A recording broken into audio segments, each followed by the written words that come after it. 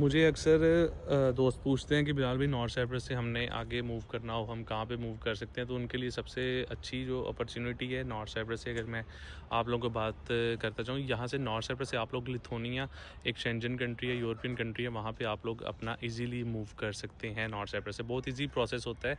आप लोगों को किसी एजेंट या किसी कंसल्टेंट की ज़रूरत नहीं होती। आप लोग डायरेक्ट यूनिवर्सिटी से कॉन्टैक्ट करो, यूनिवर्सिटी आप लोगों को सारा गाइड करती जाएगी कि आप लोगों ने क्या-क्या करना है।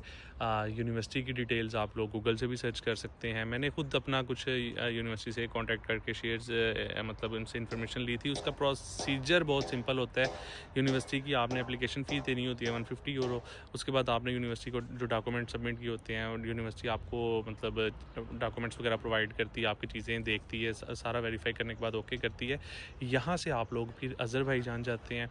अज़रबैजान का यहाँ से आप लोगों को पता है कि ईज़िली नॉर्थ साइप्रस से जो है वीज़ा मिल जाता है। अज़रबैजान से आप लोग अपनी अपॉइंटमेंट्स वगैरह लेके और आप लोग ईज़िली जो है लिथुआनिया जा सकते हैं। अब लिथुआनिया के हालात कैसे हैं ये तो मुझे आइडिया नहीं है, लेकिन अक्सर मुझसे दोस्त ये पूछते हैं, बिलाल भाई यहाँ से आगे हम किसी शेंजन कंट्री में इजीली मूव कर सकते हैं, एंड उसका आंसर मेरा है येस। आप लोग यहाँ से यूरोपियन कंट्री जस्ट लिथुआनिया का बहुत इजी प्रोसेस है, आप लोग वहाँ पे ट्रैवल कर सकते हैं। इटली भी बहुत से मेरे दोस्त किए हैं यहाँ से, लेकिन इटली का मसला इस टाइम आ रहा है कि इटली की अपॉइंटमेंट्स नहीं मिल रही। वीडियो शेयर करें उन दोस्तों तक जो कि नॉर्थ साइप्रस रह के आगे मूव करना चाहते हैं लिथुआनिया यूरोपियन कंट्रीज़ में, किसी भी शेंजन कंट्री में।